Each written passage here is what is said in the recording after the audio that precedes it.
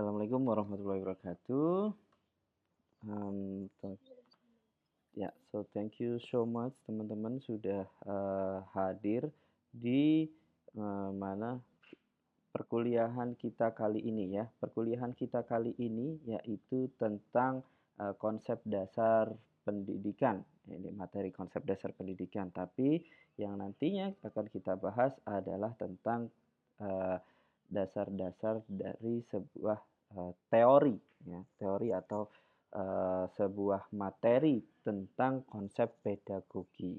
Nah, materinya ya ini saya share juga terlebih dahulu, teman-teman. Ya, tunggu sebentar.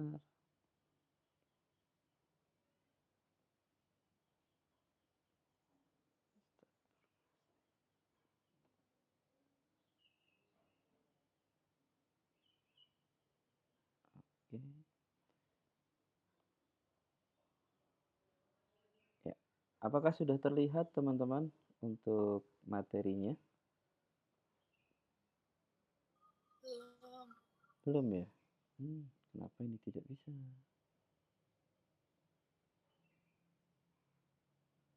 Oke, sebentar. Saya mungkin harus ganti akun dulu. Ya, sebentar. Meeting host.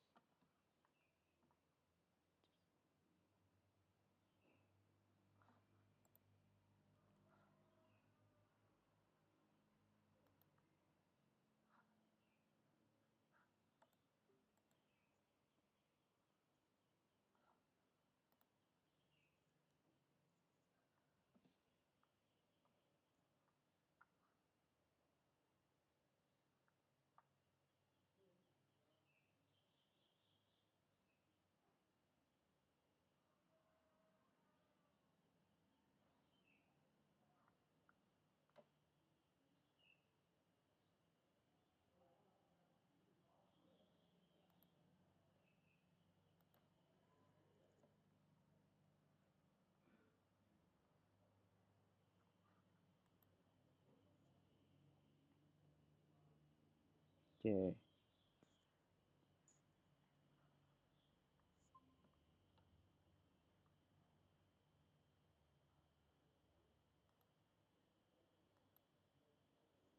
Oke. Today ini saya share lagi. Coba ya saya share screen ulang. Start broadcasting.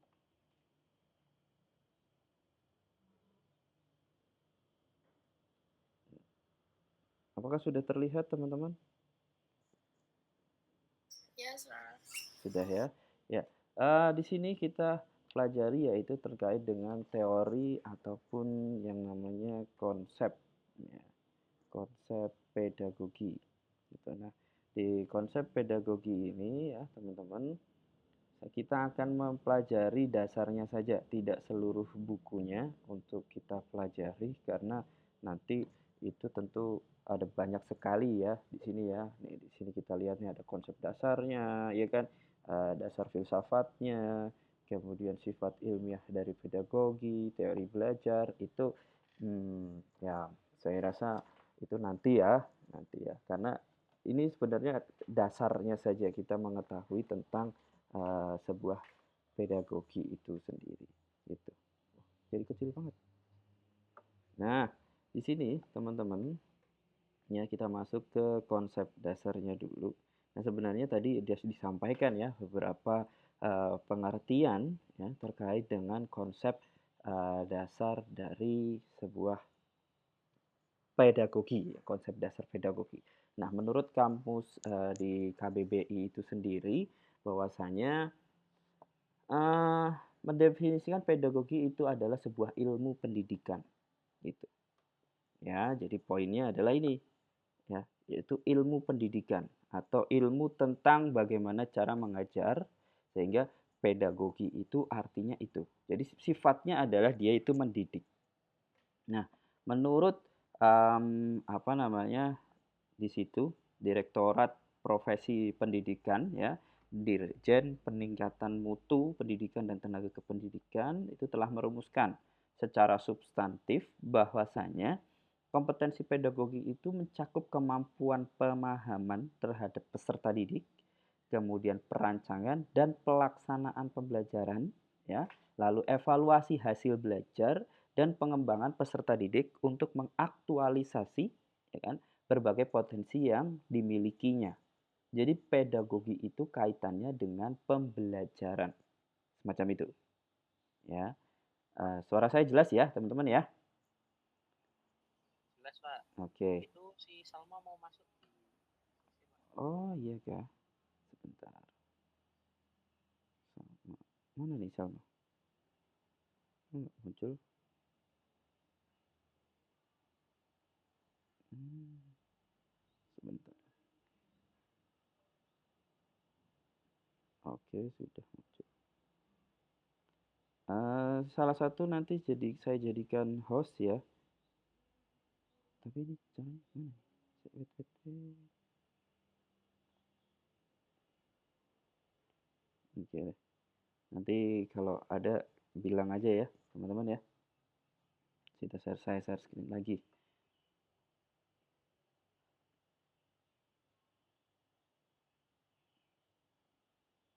Karena saya harus pakai dua device ini.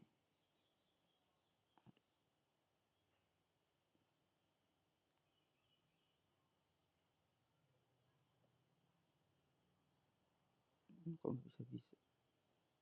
Aduh.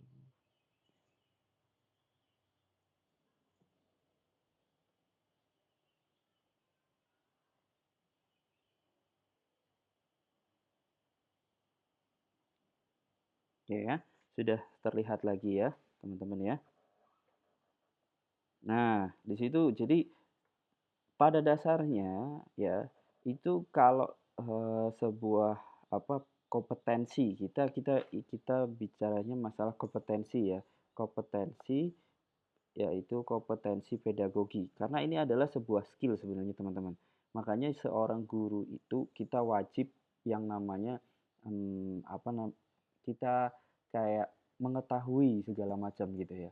Dan itu juga seorang guru itu kita harus apa, kayak semacam seorang seni gitu. Nah, coba deh kita pikirkan. Kita di sini diminta untuk mencapai bahwasanya kita menjadi seorang yang mempunyai kemampuan atau kompetensi pedagogi. Pedagogi diantaranya yaitu pemahaman terhadap peserta didik. Orang lain saja kita pahami ya, dan hal semacam itu. Kemudian perencanaan dan pelaksanaan pembelajaran gitu ya. Jadi kita bagaimana sih si anak ini gitu kan. Contoh ya, misalnya saya menilai si Rifki nih. Misalkan si Rifki. Rifki memiliki karakter yang berbeda dengan Naja, dengan Rosa, dengan Salma, atau bahkan dengan Wisnu. Ya, itu harus saya bisa atau saya harus pandai melihat potensi atau bahkan melihat karakteristiknya si seseorang itu, gitu. Setelah itu kita kalau sudah mengetahui, contoh saya tahu Rifki gitu ya, saya mencoba untuk menelaah si Rifki ini seperti apa sih si Rifki, kan gitu ya. Nah, kemudian bagaimana sih karakteristik belajarnya, kan gitu. Kaitannya pedagogi itu nggak jauh dari pendidikan. Nah, lalu saya harus memikirkan dulu, ya. Hal yang utama adalah evaluasi hasil belajar. Hasil evaluasi itu wajib kita ketahui. Ya, tujuannya apa? Tujuannya supaya kita bisa mengukur, karena evaluasi ya atau penilaian itu adalah sebagai alat. Alat untuk mengukur hasil belajar gitu kan. Alat untuk mengukur kemampuan ya kan. Alat untuk mengetahui mutu kan, mutu pendidikan atau mutu pengajaran itu harus ada evaluasi, teman-teman. Jadi yang namanya di dalam sebuah pendidikan itu wajib adanya evaluasi begitu. Setelah itu eh, ada juga perancangan dan pelaksanaan pembelajaran gitu ya. Perancangan tadi kita pahami, setelah kita pahami baru kita rancang dulu, setelah itu baru terakhir adalah evaluasi gitu ya. Perancangan dan pelaksanaan ini kita memang setiap harinya sebagai seorang guru, ya mungkin Salma ini, apa namanya, adalah sebagai ya kan seorang guru saat ini, itu ya harus merancang dulu desainnya seperti apa, gitu kan.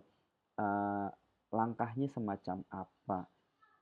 Saya untuk memahami si Rifki, itu bagaimana sih cara saya ngajarinnya, gitu kan. Bagaimana sih saya, supaya Rifki ini bisa paham tentang materi saya harus seperti itu. Jadi harus merancang bagaimana, gitu. Kemudian lalu setelah dirancang, pelaksanaannya bagaimana. Terkadang kita sudah, membuat sebuah RPP ya, tahu ya RPP?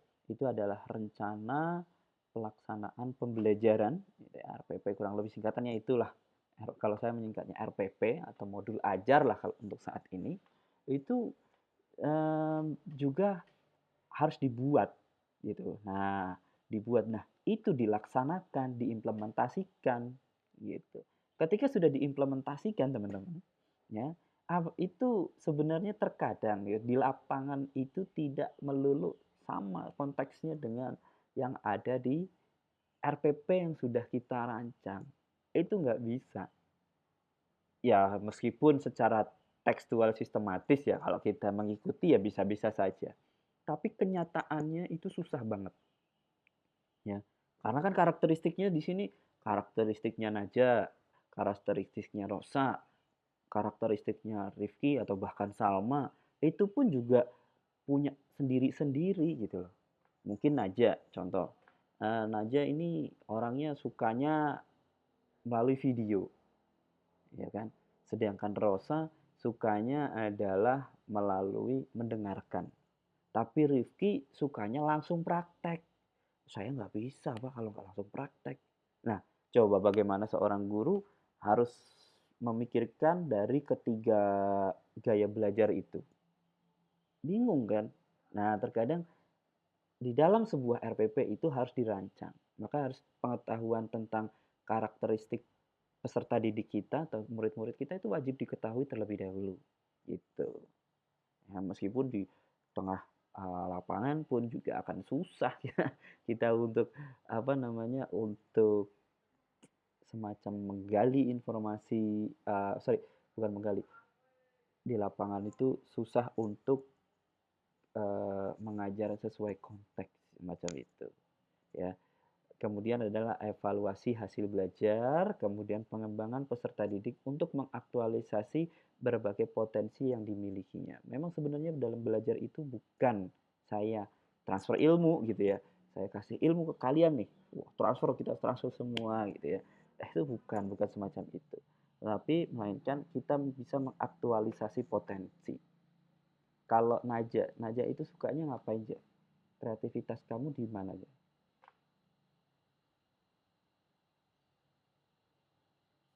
Kreativitas apa itu, Pak? Ya, misalkan kamu sukanya apakah kamu suka membuat video, suka fotografi, atau mungkin suka menggambar, atau mendesain sesuatu.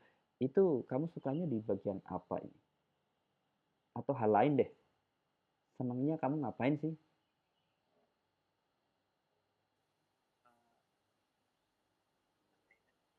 Apa? Kegiatan Kayak apa? Apa? Kayak apa? kayak nggak tahu, Pak. Enggak tahu. Nggak ada hobi yang tertentu sih. Ah, Paling kadang suka kepikiran aja kayak main HP gitu tiba-tiba pengen baca ini atau tiba-tiba pengen buat ini.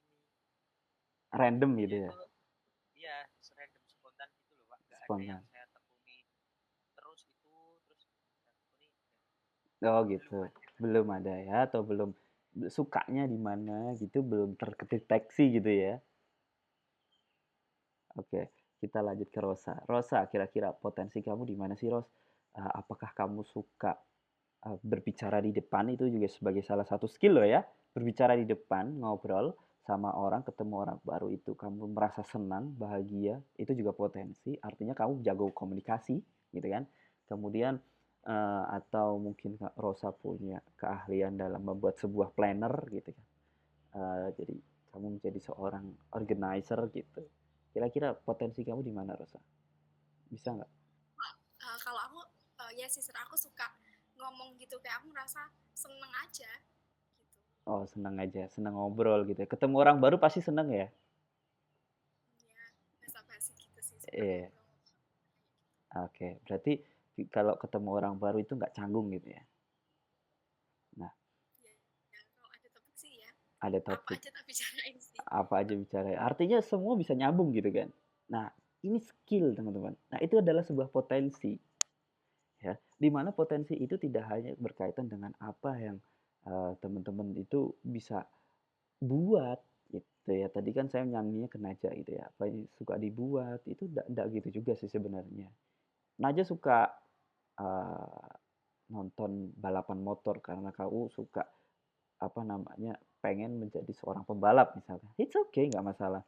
Karena itu sebuah potensi. Nah, kalau kita bilang mengaktualisasi ya kan, mengaktualisasikan berbagai potensi yang dimilikinya, artinya kalau saya menilai si Rosa ya karena tadi menyebutkan Rosa adalah suka orang orang yang suka berkomunikasi. Nah, maka cara pembelajarannya itu seperti apa? Pembelajarannya ya kasih dia ruang untuk berbicara. Contoh, kasih aja presentasi, pasti dia akan bisa nyambung gitu. Atau mungkin coba Rosa untuk mencoba untuk storytelling, bisa nggak? Gitu. Itu pasti bisa, karena itu mengaktualisasikan potensi. Begitu teman. Jadi itu ya makna dari mengaktualisasi potensinya. Betul. Kalau Rifki deh, Rifki seneng ngapain sih Rif? Selain cari duit dah. Ya, sama sih Sir, kayak kayak aja nggak ada yang nggak ada yang ditekuni kayaknya. Aduh, ini berdua ini. Nah, gini. Untuk Naja dan Rifki ya, karena Salma nggak bisa open mic, nggak apa-apa. Eh, untuk Naja dan Rifki, harapan saya adalah kamu coba temukan apa sih yang menjadi kamu tuh belajar itu jadi seneng atau membuat sesuatu itu jadi seneng. Itu wajib teman-teman. Karena untuk menggali potensi diri. Even ketika kamu ketemu sesuatu hal yang unik gitu ya, hal yang unik, coba buat deh. Wah, berarti kan kamu mencoba membuat handcraft misalkan ya, membuat handcraft itu, wah oke deh nih, oke gitu ya. Kebetulan kalau kayak contoh misalkan, kamu sukanya mendesain, ya coba aja desain. Kamu tekuni itu desain. Nah, kalau kita belajar mendesain, Naja misalnya suka mendesain, apa aja lah didesain lah gitu ya.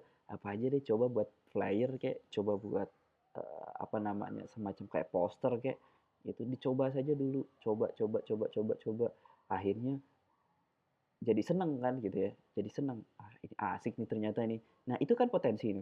Nah ketika pembelajaran di kelas berarti ketika saya sudah mengetahui potensi Naja adalah seorang desainer ya, desainer poster, so hopefully saya berarti harus memberikan tugas kamu adalah membuat sebuah infografis misalkan semacam itu, infografis.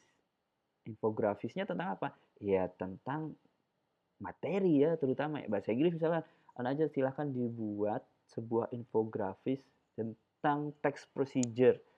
Nah, membuat mie instan gitu ya, dicoba didesain sedemikian rupa sehingga kamu bisa membuat sebuah desain infografis tentang cara membuat mie instan semacam itu.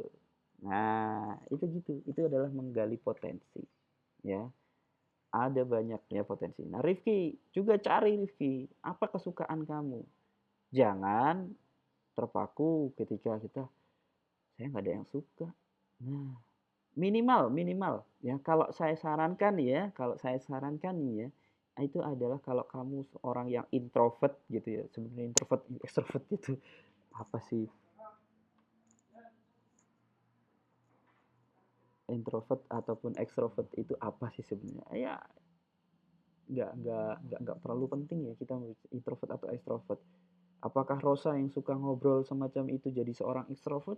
Ah, itu juga belum tentu juga ya. Kita tinggal situasi dan kondisinya. Nah, ada satu skill yang mungkin perlu teman-teman kembangin karena itu bisa men-switch on ya, switch on uh, career atau mungkin bisa men-switch on tentang apa namanya skill kamu gitu ya, kehidupan kamu atau bahkan semacam eh, kemampuan gitu kan, semacam kemampuan, kemudian mungkin ya akan menjadi upgrade lah ya, dirinya upgrade ya, itu satu hal teman-teman, yaitu public speaking ya, mencoba untuk public speaking, mencoba untuk storytelling ya. Storytelling, public speaking itu oke ya, karena kenapa yang sudah di Rosa lakukan coba saja digali lagi bagaimana caranya kamu bisa ngobrol dengan orang, bagaimana untuk men-storytelling ya. Terkadang kita itu yang nggak bisa adalah mengkaitkan sesuatu gitu. Ya sekarang kita coba challenge challenge ya buat Rosa nih, katanya kan Rosa suka ngomong ya. Bisa nggak Rosa membuat sebuah cerita ya, cerita dari satu kata saja, yaitu apa ya yang ada di sini, misalkan laptop ya, laptop. Coba Rosa, kamu bercerita tentang laptop, apapun deh, pokoknya apapun kamu bercerita gitu ya tentang laptopmu gitu. Tapi ingat, jangan mendefinisikan laptop adalah gitu ya. Misalnya apa namanya? Laptop merupakan gitu. Laptop ya itu, komputer ya itu jangan. Coba. Bisa nggak Rosa? Ayo pikir. Challenge nih, Rosa. Bentar ya, bentar. Oke, kita tunggu deh. Ya. Mikir gimana ada kata laptop di dalam sebuah cerita kamu, tapi tanpa mendefinisikan. Cerita aja. Mungkin seperti semacam awal kali kamu punya laptop, kemudian kebutuhan kamu mempunyai laptop gitu ya. Contoh.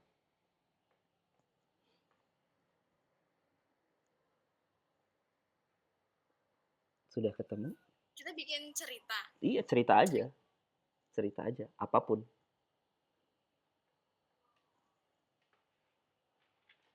Tapi aku bisanya jelasin sih, Sarah.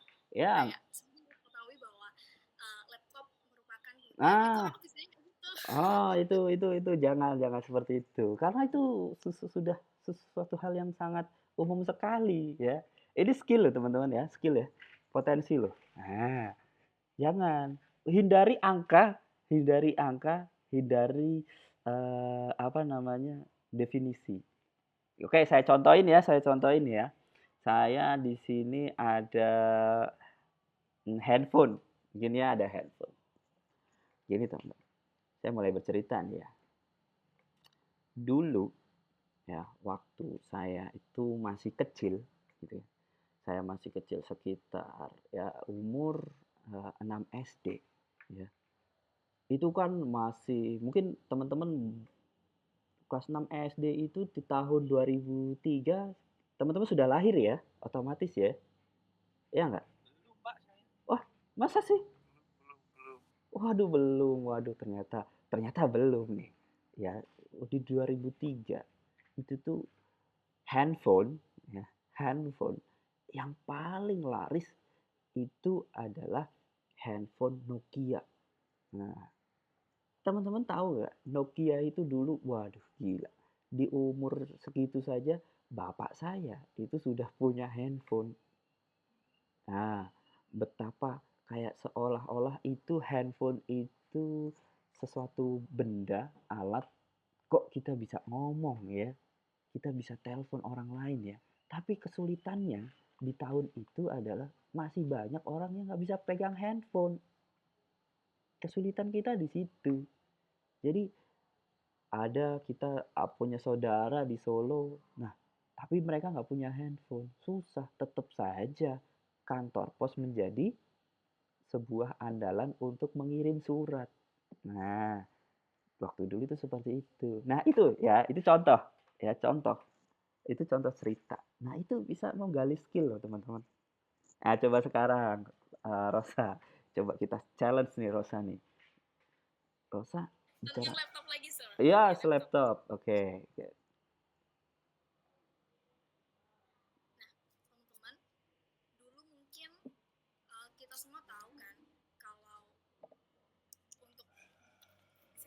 komputer gitu. Oke, nggak apa-apa. Zaman dulu eh, orang-orang tuh kalau mengetik nih itu tuh masih pakai ketikan manual itu loh teman-teman, tahu nggak sing bunyinya tuh ketik ketik ketik ketik gitu yang ada bunyinya, terus ada kertasnya yang belum ada print-printnya juga, yang belum yang belum bisa kita simpan di file. Setelah itu perkembangan zaman kan terus maju nih, akhirnya terciptalah komputer yang masih cembung itu, teman-teman tahu, tapi aku nggak tahu itu ditemuin sama siapa, lupa pernah dengar. Nah, seiring berjalannya waktu lagi akhirnya di-upgrade lah komputer yang baru, yang masih stand gitu, maksudnya kayak nggak bisa kita bawa kemana-mana, tapi kita tetap bisa menyimpan file di sana. Nah, akhirnya ini hadirlah teknologi saat ini, kita bisa membawa kemanapun file itu, bisa dibawa ke kantor, bisa dibawa ke sekolah dan lain sebagainya. Yang seperti ketahui bersama yaitu laptop, kita bisa nyimpan file di sana, bisa dibawa kemana-mana, jadi nggak terbatas di suatu ruangan aja seperti komputer gitu. Gitu sih ya, gitu aja. Oke, good. Ya, ya gitulah. Jadi kalau apa namanya kita itu kan potensi, ya. Kau coba ketika Rifki mungkin nggak seneng ngobrol, nggak seneng ngomong, ya nggak bisa cerita kayak Rosa, gitu. Iya kan, itu potensi ketika ngobrol ini. Nah ini nih teman-teman, tahu nggak Rosa, bahwasanya ketika kita bisa cerita gitu aja ya, nyambungin cerita itu kayak seolah-olah kita itu tahu segalanya loh. Dan itu bisa men-switch on peluang karir kita. Even contoh, ketika teman-teman ngobrol nih, ada dengan pimpinan nih, bukan semata-mata kayak kita itu sok nyambung, sok ini atau apa gitu. Ketika diajak ngobrol, kita malah nggak tahu. Nah, sebenarnya kita bisa buat lucu-lucuan saja. Bisa aja dulu itu, nah misalnya itu kan kalau Rosa tadi kan menjelaskannya cerita tentang sejarah laptop gitu ya. Sejarah laptop munculnya dari kapan dan lain sebagainya. Nah, itu ketika itu dibicarakan secara menarik, kayak contoh, saya punya kejadian lucu loh dengan laptop. Nah, masuk. Padahal kuncinya cuma satu, laptop. Nah, jadi nanti Rosa belajar lagi untuk bercerita, ya.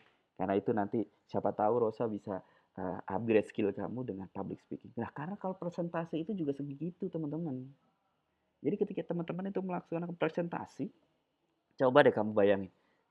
Dari satu halaman ini, yang saya lakukan, ini adalah ketika teman-teman coba berapa jam kita belajar, sekitar 100-an menit lah ya, 100 menit. Dan kita hanya masih membahas ada di mana sorry, ada di poin A saja.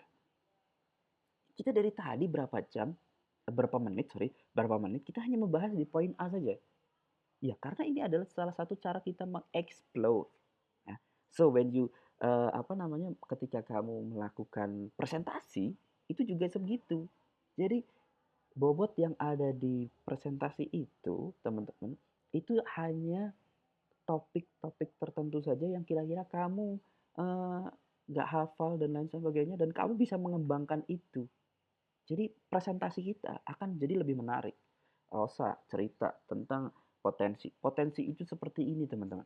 Ketika kita potensi itu, contoh halnya adalah saya itu suka dan punya kemampuan yaitu untuk berbicara. Ya, berbicara itu saya asah terus. Saya terasah terus, setiap ketemu orang saya bicara, setiap ketemu orang baru saya akan coba untuk mencari hal baru, tema baru, topik baru, begitu. Dan akhirnya lama-kelamaan orang itu bisa nyambung dengan saya. Saya bisa cerita, bahkan saya bisa jualan. Semacam itu. Saya bisa jualan. Saya jual inilah ke orang sana lah. Nah, ini adalah bagian atau salah satu dari potensi saya. Loh, kalimatnya dari kata potensi. Saya bisa menceritakan itu kan. Gitu teman-teman. Atau mungkin kalau presentasi kan kita berkaitan dengan materi ya. Bolehlah kita potensi adalah semacam ini. Tapi harus dijelaskan dengan gamblang, dengan contoh-contoh, dengan cerita-cerita sedikit. Nah, itu gitu. Kan jadi menarik gitu. Iya nggak? Gitu. Ya, gitu ya, teman-teman ya. Jadi, seorang guru itu wajib mengetahui potensi dirinya sendiri juga, yaitu bagaimana caranya kita storytelling nantinya. Ya, di public speaking ada loh ya. Di public speaking ada, harusnya public speaking Anda harus bisa menjelaskan tuh. Karena kita bicara di depan umum. Jadi nggak gelagapan, bingung, aduh mau ngapain, mau cerita apa gitu ya. Aduh mau ngomong apa ini, bingung jadinya. Harus dilatih. Rosa dilatih untuk ketemu sesuatu, coba Rosa imajinasikan, ketemu huruf atau ketemu benda sesuatu, coba imajinasikan, berbicara. Nah, siapa tahu nanti ketemu orang baru, ya basa-basi dikit gitu kan. Tadi kan sukanya basa-basi gitu ya, Ros. Siapa tahu kenal, kenal, kenal, akrab, punya relasi yang banyak, insya Allah rezeki banyak. Gitu. Nah, oke, lanjut. Kita lanjutkan. Nah, kemudian pedagogi didefinisikan secara sederhana sebagai sebuah metode dan praktik pengajaran, yaitu meliputi gaya mengajar, mengajar teori atau umpan balik dan penilaian. Ya. Jadi ketika orang berbicara tentang pedagogi atau mengajar, maka mereka akan mengacu pada guru yang menyampaikan sebuah isi dari kurikulumnya ke kelas mereka. Ketika seorang guru itu merencanakan sebuah eh, pelajaran, mereka akan mempertimbangkan berbagai cara untuk menyampaikan konten. Nah, saya seperti ini. Saya ini menyampaikan konten isinya. Nah, ini saya harus mikir bagaimana nih caranya ya. Padahal saya tadi ngeblank tuh. Ngeblank bingung. Waduh, ternyata saya salah materi. Masa saya ngajarin morfologi di kelasnya Rifki kan gitu. Agak bingung juga ya. Nah, kemudian akhirnya ketemulah, ya udahlah saya bahas dulu konsep dasar saja yang agak sedikit lebih mudah gitu kan. Untuk paragraph writing ya nanti saja dulu gitu kan. Nah, itu ya.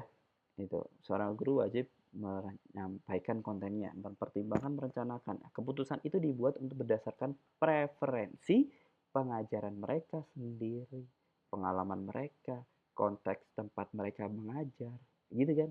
Nah, sekarang coba saya bilang, saya memberikan challenge Rosa itu tadi, menurut teman-teman semua, apakah saya tidak mempunyai pengalaman terkait hal ini? Nah, kan nggak mungkin. Saya pasti akan saya punya pengalaman itu, atau saya pernah belajar minimal sedikit kulitnya tentang itu, gitu ya. Nah, jadi gini teman-teman, sekali lagi, ilmu public speaking, ilmu mencerita, ilmu storytelling itu di mana-mana pasti akan dibutuhkan. Eh, Penemu iPhone siapa? Kalian tahu nggak teman-teman? Penemu iPhone siapa sih? Bill Gates ya? Bill Gates bukan?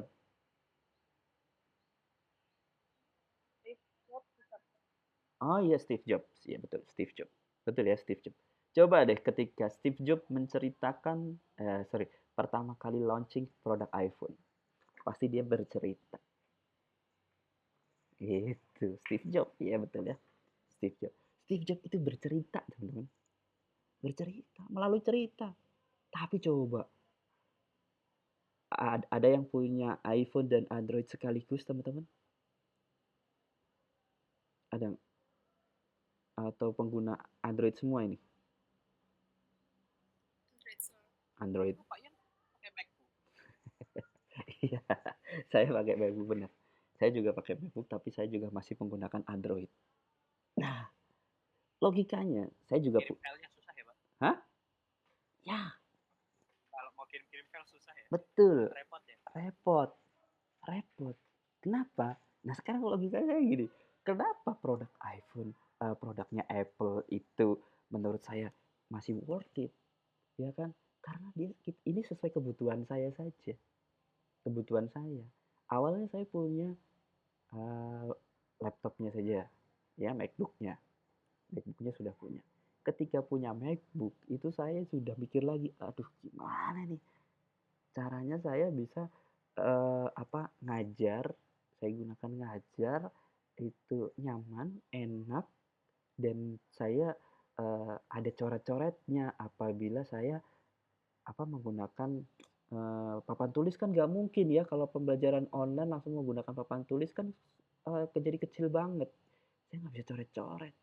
Aduh, mikir lagi kan. Akhirnya ada dua pilihan. Saya harus membeli sebuah tablet gitu ya, tablet. Nah, tablet karena saya pengguna handphonenya adalah Android, sedangkan laptopnya MacBook, saya mikir lagi dong, pikir lagi. Nah, ketika saya berpikir, aduh gimana nih, saya mau pilih cari yang Samsung atau yang produk Apple lagi nih ya. Saya gitu, saya mikirnya gitu sampai segitu. Tapi kalau saya pilih yang Samsung, yang artinya itu sistemnya menggunakan sistem Android, saya hanya cuma bisa berbagi dengan sesama handphone saja. Kan gitu. Sedangkan saya MacBook itu iPad itu atau tablet itu saya gunakan untuk laptop kedua saya ketika saya mengajar. Dibawa kemana-mana, ketika ada kerjaan saya sudah, saya memutuskan untuk menggunakan iPad. Nah, kalian tahu nggak yang diceritakan Steve Jobs atau produk marketingnya Steve Jobs? Steve Jobs itu sampai dia memikirkan bagaimana cara membuat orang lain itu tidak keluar dari produknya. Itu dengan cara apa? Membuat ekosistemnya sendiri. Loh, sekarang sampai aku beli iPad-nya saja ikut Apple gitu loh. Kenapa saya nggak milih Android? Karena sesuai kebutuhan, pertama sesuai kebutuhan. Karena saya juga menyesuaikan dengan ekosistem saya, yaitu adalah MacBook-nya. Mau nggak mau, makanya jangan sekali-kali kecemplung dengan Apple.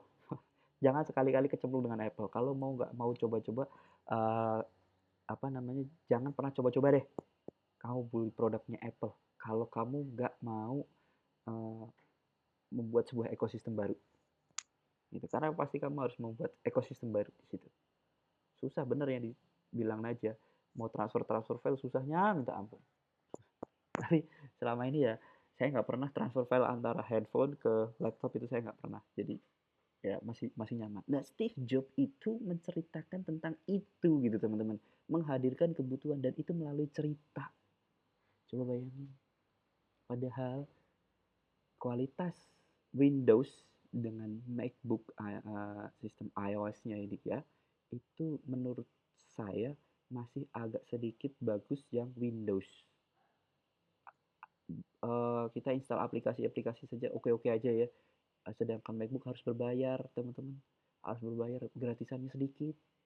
Saya punya ini saja, saya pertama kali punya langsung bingung. Aduh, gimana caranya nih? Nggak ada Microsoft Office-nya. Saya harus install dong. Ketika install, cari di Google instalasi itu Microsoft Office gitu dan lain sebagainya. Nggak ada yang gratisan. Aduh repot, bayar lagi, bayar. Bingung kan sebenarnya? Oh, nggak ada ini. Tapi dari situ saya berpikir, kenapa saya memutuskan MacBook, karena sistem keamanannya. Gitu. Karena banyak hacker itu ya. Nah, sistem keamanan iOS lebih terjamin dibanding dengan sistem keamanan Windows ataupun bahkan Android-nya. Instalasi virusnya itu akan lebih susah masuk ke produknya Apple. Nah, itu dia keunggulannya di situ. Itu contoh saja ya, intermezzo saja ya.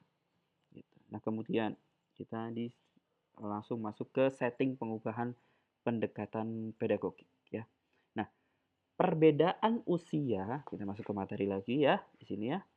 Ada perbedaan usia murid dan konten yang disampaikan dapat mempengaruhi praktik pedagogis yang akan dipilih guru untuk digunakan yang akan digunakan ini gimana nih? Untuk digunakan di dalam sebuah penelitian mungkin seperti itu dari berbagai disiplin ilmu untuk menginformasikan sebuah keputusan mereka. Kita masuk ke contohnya. Misalnya seorang guru dapat merujuk penelitian perkembangan kognitif dalam pengalaman mereka tentang keberhasilan permainan yang diarahkan orang dewasa. Nah, di sini begini teman-teman. Maksudnya adalah perbedaan usia murid dan konten. Nah, kita garis bawahi sampai sini aja dulu, ya kan? Perbedaan usia murid dan konten itu juga mempengaruhi sebuah pedagogi. Contoh seperti ini. Teman-teman di SMP sudah ketemu bahasa Inggris ya? Iya. Iya. Di SMA ketemu bahasa Inggris ya? Nah, sekarang yang SMA yang siapa? Yang SMK yang mana? Siapa yang dari SMK kejuruan? Satu. Rifki dari mana Rifki? Saya SMA. SMA. Rosa? SMA. SMA. Salma dari mana SMA atau SMK Salma? Masih ngajar. Ya sudah, oke. Oh, pondok. Basicnya SMK atau SMA sih itu kalau pondok? Ya di SMA ya. Nah, kalau SMA, kita contohkan SMK yang jurusan SMK deh. Kalau SMA kan masih umum. SMK. SMK kamu jurusannya apa aja? Audio video elektronika. Jadi membenerin contohnya ya. Contoh kasarnya adalah elektronik gitu ya, membenarkan elektronik yang rusak gitu seperti itu. Oke, good. Nah, sekarang logikanya gini, teman. Ketika belajar bahasa Inggris di SMP, kalian ingat nggak bahasa Inggris teks yang pernah dikasih? Apakah itu teks Cinderella? Udah pernah ketemu teks Cinderella nggak? Cerita Cinderella naratif Yes, sir. Cinderella ya. Di SMA ketemu cerita tentang Peter Pan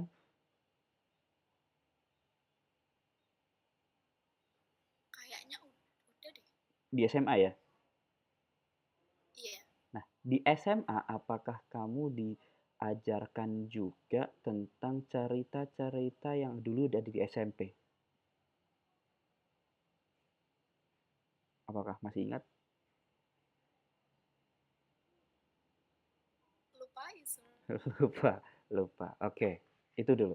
Nah, kita coba deh gini, logikanya.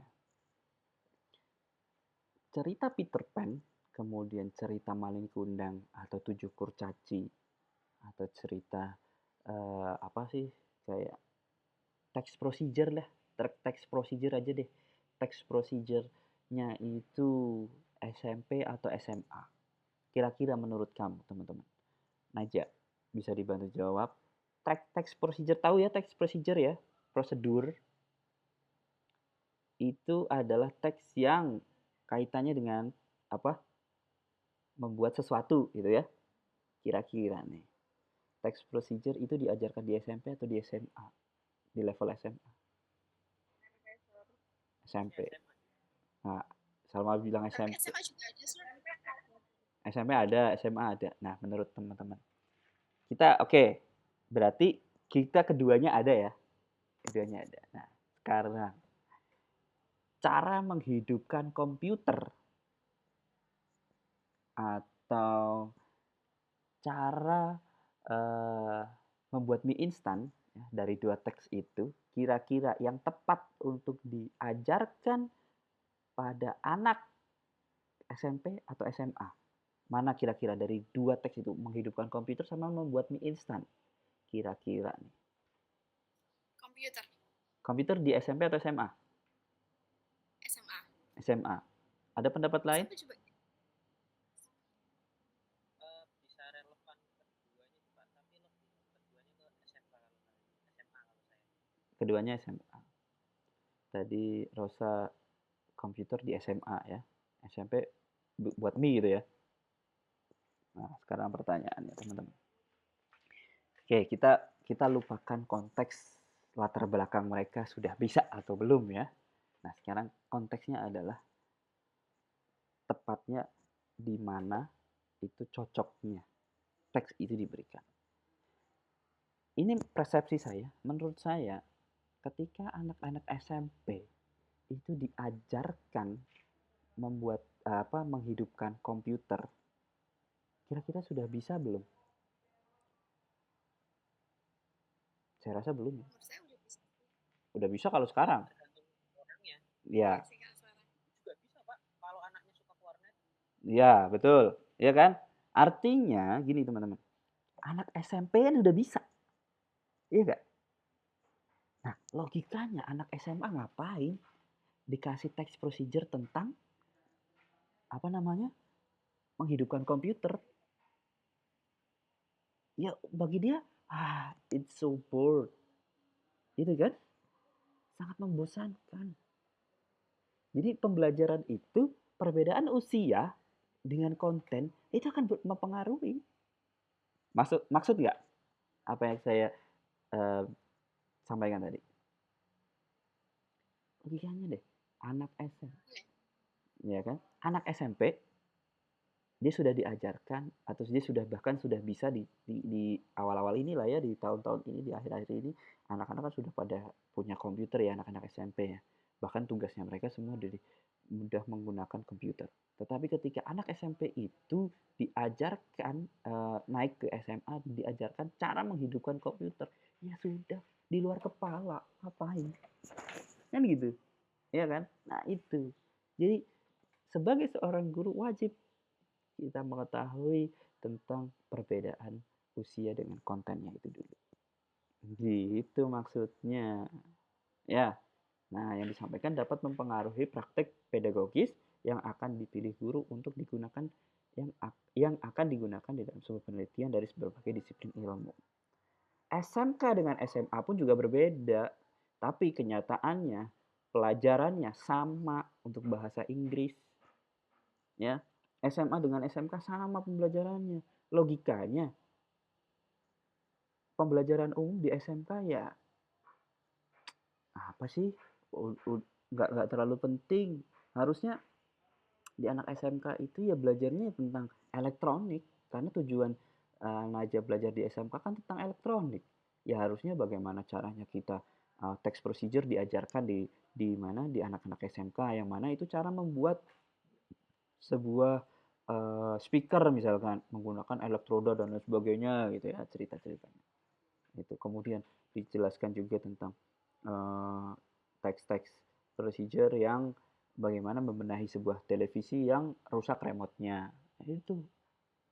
Nah, kalau itu saja, teks itu saja dikasihkan ke anak SMA, ya boring. Buat apa?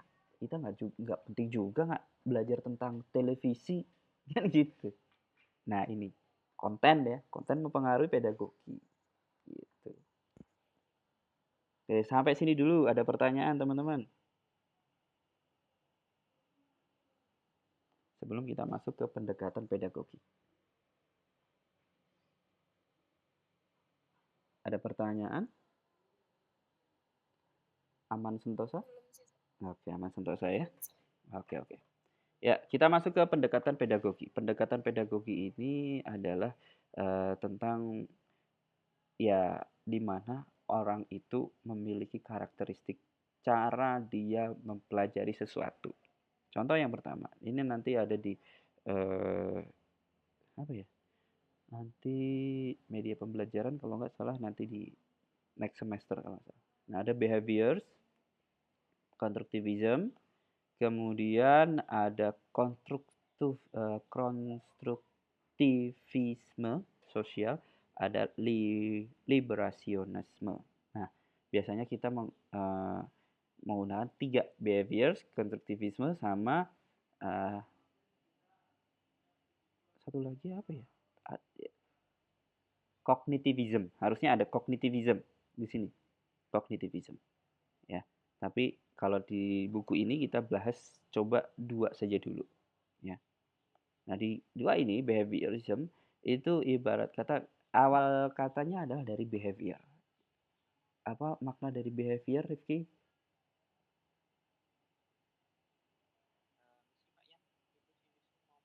Oke.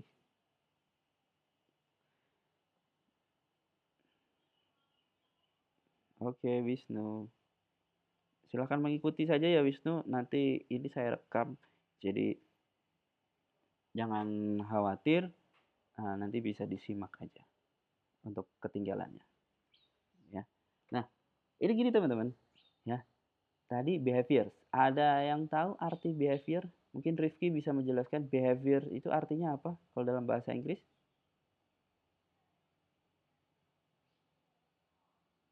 Halo Rifki?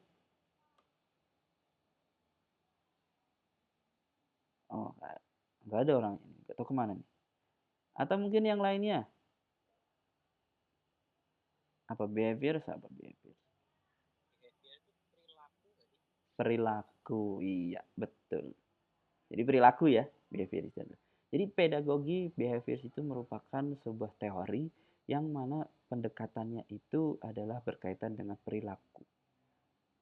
Perilaku orang itu kan ya selalu seperti itu saja gitu ya. Nah, di sini ada yang kalau namanya kita nanti perdalam lagi di dalam sebuah teori-teori pembelajaran itu nanti di apa ya?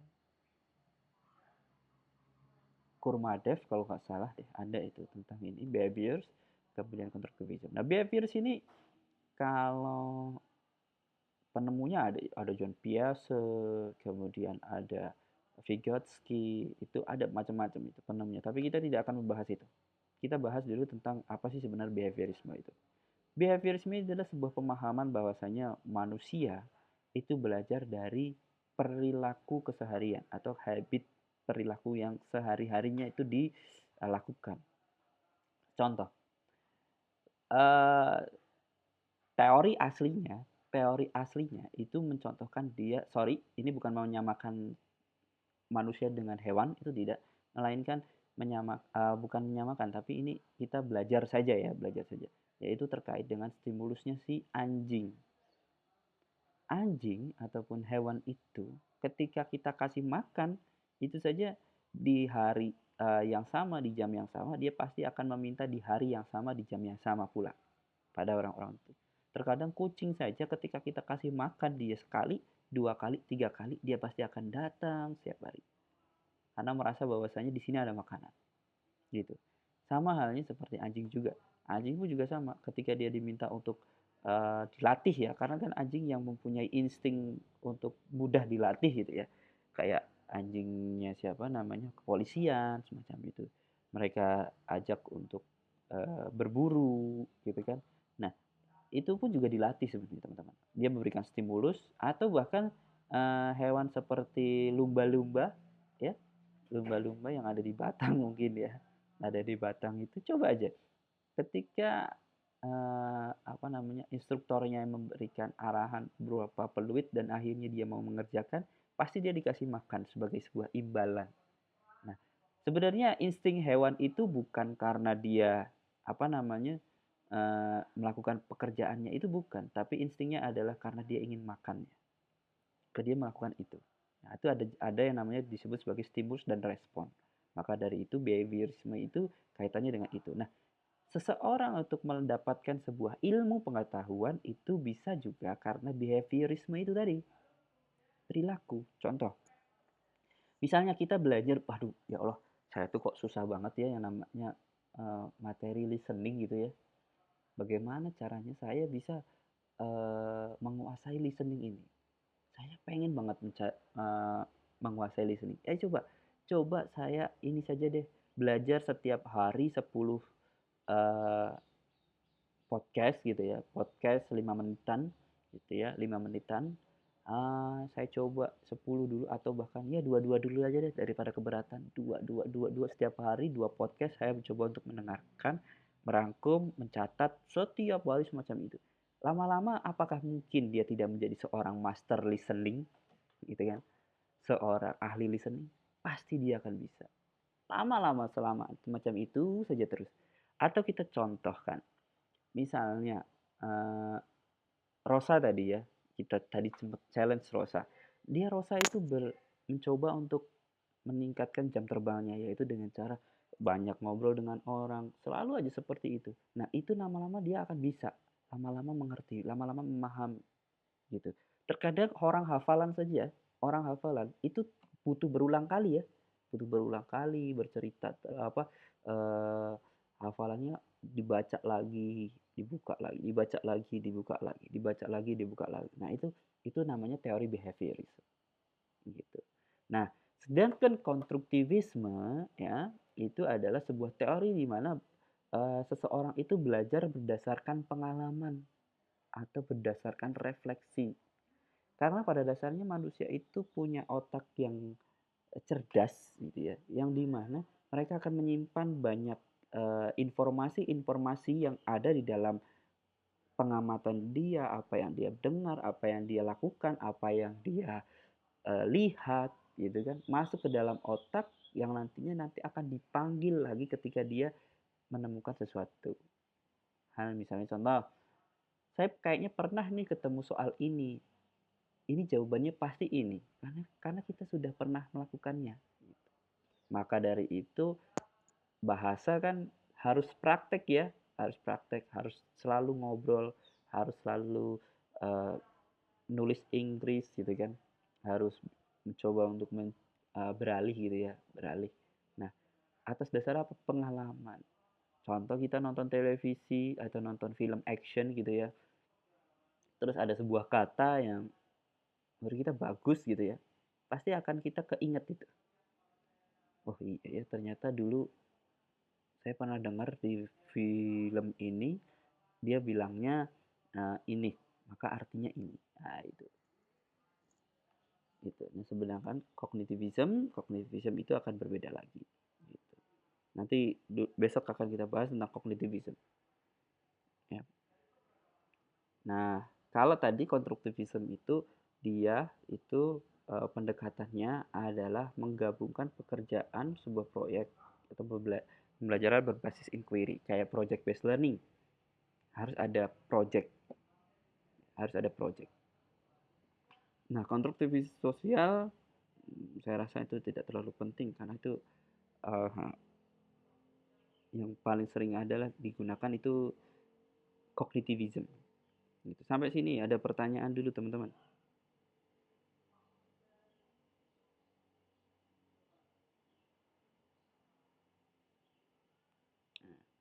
Materi banyak banget loh sebenarnya. Tapi ya kita hanya ambil ininya saja. Nah, kita lihat nih. Kompetensi pedagogi ya. Kompetensi pedagogi itu adalah sebuah kemampuan seseorang guru untuk mengelola proses pembelajaran peserta didik. Ya, pengelolaan proses pembelajaran tentunya mencakup eh, pelaksanaan evaluasi serta pengembangan karakter peserta didik.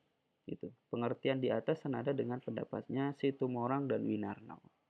Menyatakan bahwa secara substantif, kompetensi pedagogik mencakup kemampuan pemahaman terhadap peserta didik, perancangan dan pelaksanaan pembelajaran, evaluasi hasil belajar, serta pengembangan peserta didik untuk mengaktualisasi berbagai potensi yang dimilikinya. Sama kayak yang tadi ya.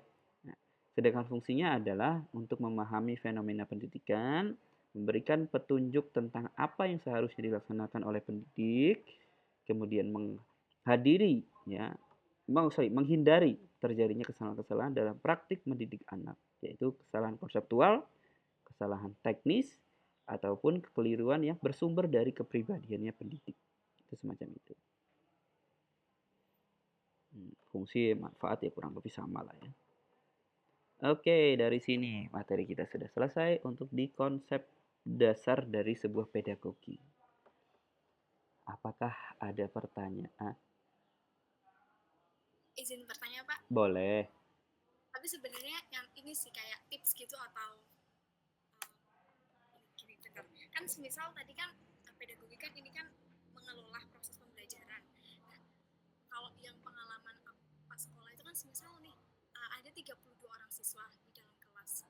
Nah, biasanya guru tuh kalau semisal udah ada yang paham, udah paham semua belum gitu kan. Terus cuma 2 sampai 3 orang doang yang bilang paham, terus yang lain enggak. Terus kayak guru, oh ya udah paham gitu loh, Pak. Terus kayak kita kan nanti bakal jadi guru nih semisal. Nah, apa yang harus kita lakuin? Itu juga jadi PR kita kan. Mungkin kayak tipsnya misalnya kita harus belajarin satu-satu atau gimana gitu Pak ya. Oke. Ya.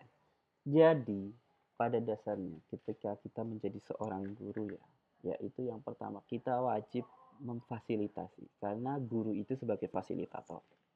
Itu yang pertama, ya. Nah, memfasilitasi itu yang semacam apa? Artinya seperti ini. Kita di sini saja ya berlima ini saja karakternya kan berbeda-beda. Kita tinjau dulu dari sisi karakter ya, Rosa ya. Kita tuju dari sisi karakter. Rifki orangnya pemalu, sedangkan Rosa ya orangnya suka ngomong ya. Sorry, bukan cerewet tapi omongannya kan lebih tanya gitu, banyak tanya karena Rosa ingin tahu kan gitu, berbeda. Naja ya sedang-sedang lah ya, katakanlah semacam itu. Nah kalau dari 3 orang ini, bagaimana caranya kita itu bisa memfasilitasi mereka? Ketika saya tanya, apakah sudah paham semuanya? Yang jawab cuma Rosa tok, karena Rosa dia memang punya skill itu ya, punya skill untuk berbicara di depan umum. Nah, ya sudah, teman lain nggak jawab, terkadang ada dari sisi karakteristik ya, itu pemalu, gitu ya, pemalu. Ya sebenarnya pemalu itu harusnya dibuang-buang aja deh. Sifat-sifat pemalu itu dibuang, asli. Kalian nggak akan berkembang, kalian akan stuck di sini saja ketika kamu jadi seorang yang pemalu. Pertama itu. Nah, itu tadi di sisi karakter ya teman-teman ya.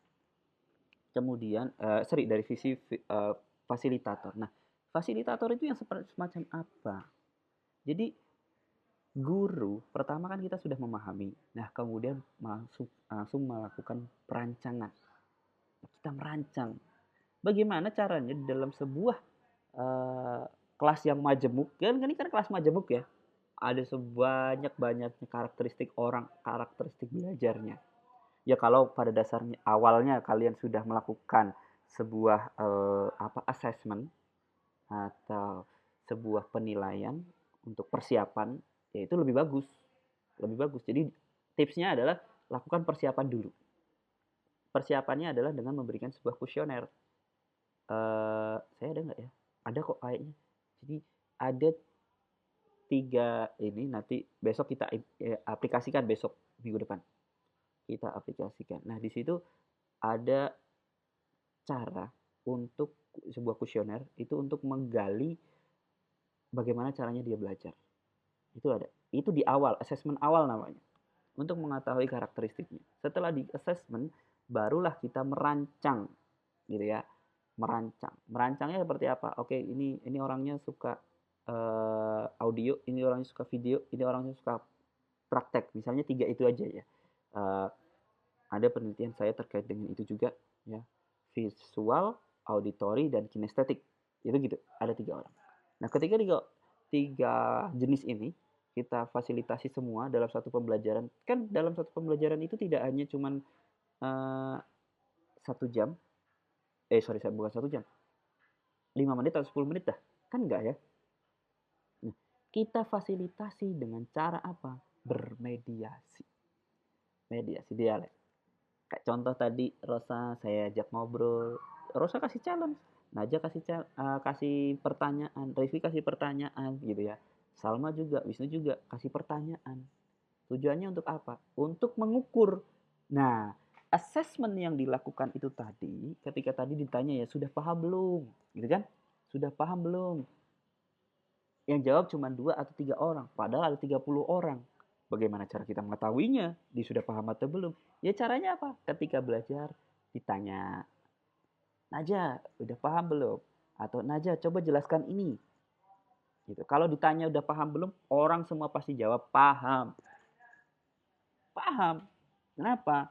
Karena dia nggak mau beribet dah, gitu aja. Orang itu kan rata-rata nggak mau beribet. Nah, sudah bilang aja paham bu, ya sudah. Nah, ketika jadi guru, tanya coba Naja jelaskan tentang prosedur teks itu seperti apa sih Naja, misalnya semacam itu. Itu untuk menilai, oh ini anak sudah paham, ya sudah, gitu kan? Itu sudah jalan tuh. Kita memfasilitasi lagi dengan cara mungkin dengan menyetelkan video, menyetelkan audio, ya, kemudian praktek komunikasi di depan kelas dengan cara bergrup, kelompok, gitu ya. Nah, itu adalah metode-metode. Ya, metode yang mana itu nanti akan menjadi satu dikelompokkan dalam satu pertemuan gitu ya. Jadi kita harus memfasilitasi semua itu. Nah, ketika itu sudah dikelompokkan, orang yang suka komunikasi ketika dia berada di kelompok itu ya, di berada kelompok dan kemudian disuruh presentasi, pasti dia yang akan maju. Bahkan dia pasti yang diminta sama teman-temannya untuk presentasi. Jadi pembicaranya misalkan, atau jadi narasumbernya lah, semacam itu. Nah, bagaimana dengan orang yang visual? Visual di dalam sebuah kelompoknya pasti dia akan mencoba mencari sumber lain, yaitu di YouTube. Cari YouTube. Oh ini gini loh, ini gini loh, ini gini loh. Nah, begitu. Kemudian ada juga yang orang suka audio. Suka audio ini rata-rata baca sih, semacam kayak membaca. Karena dia suka melihat, suka apa yang dia dengar atau mungkin dengerin podcast gitu ya. Nah itu dia pasti akan cari buku, cari ini dan lain sebagainya. Dia akan mencoba mengaktualisasi dirinya sendiri. Nah, di dalam kelompok itu juga tidak semerta-merta oke, kita langsung random aja buat kelompoknya. Tidak, tidak. Jadi guru itu juga harus bisa memahami. Kan tadi ada pemahaman dulu di awal ya, asesmen dulu. Oh ini anak ini yang suka ini nih, suka video gitu ya. Misalkan potensinya apa? Oh suka video. Ya sudah. Dibuat kelompok orang yang suka video, dibuat kelompok orang yang suka audio, dibuat kelompok orang yang suka praktek. Mereka semua dikumpulin jadi satu. Nah, tugasnya, ya, sorry, ini kedengaran sinyalnya kayaknya melemah. Oh, masih kedengaran jelas ya. Oke. Nah, gitu ya. Ketika ini sudah dikelompokkan, nah, mereka diberikan tugas yang sesuai dengan potensi dan minatnya. Orang yang suka video, oh ya aja silakan buat video. Orang yang suka audio, ya udah silakan buat podcast. Misalkan gitu. Orang yang suka praktek, coba buat sebuah project. Kamu buat benda ini, bisa nggak? Gitu. Caranya ya. Jadi difasilitasi. Karena kita guru itu memfasilitasi. Itu. Nah, selanjutnya assessment itu tadi ya, assessment kita berikan assessment di pertengahan, di awal dulu, kemudian di pertengahan dengan cara memberikan satu-satu. Naja, udah paham belum? Paham Pak, coba jelasin kalau sudah paham. Oh ini tuh seperti ini Pak, seperti ini. Oke, udah paham ya. Kita sampling aja. Kira-kira kan kita pasti tahu tuh seorang guru itu mana nih orang yang gampang cepat berkembang, mana orang yang tidak mudah berkembang, butuh penjelasan berulang kali. Ya, saya bukan bilang orangnya nggak bisa berkembang, tapi dia butuh proses perkembangannya. Terkadang ada orang yang butuh 1, 2, 3 atau bahkan 4 kali praktek baru bisa. Itu ada semacam itu. Termasuk saya. Saya harus mencoba menggali lagi. Nah, gitu. Nah, itu di step 1. Nah, itu digali. Assessment di pertengahan namanya. Baru yang terakhir adanya assessment akhir atau penilaian di akhir.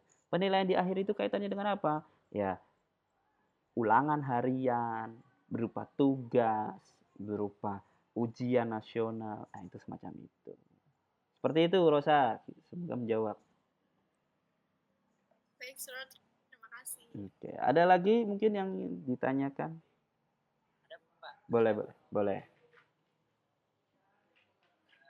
Ini konteksnya itu di dalam siswanya itu SMA misalnya, yang mereka tuh udah bisa berpikir apa yang mereka suka atau apa yang mereka gemari gitu. Nah, konteks itu kalau apa ya jadinya guru yang mengikuti siswa atau siswa yang mengikuti guru. Oke. Berarti pertanyaannya Kan adalah kalau pedagogi ini kan guru yang mengikuti siswa. Tapi kan tadi saya bilang kayaknya kan kalau konteksnya itu dia udah SMA, dia itu udah tahu, dia udah bisa berpikir jernih, itu siswanya yang mengikuti guru atau gurunya yang tetap mengikuti siswa. Oke, sekarang kita balik ya. Gini teman-teman. Naja ya. Naja dulu. Naja masuk elektronik, maksudnya SMK yang jurusan elektronik karena apa?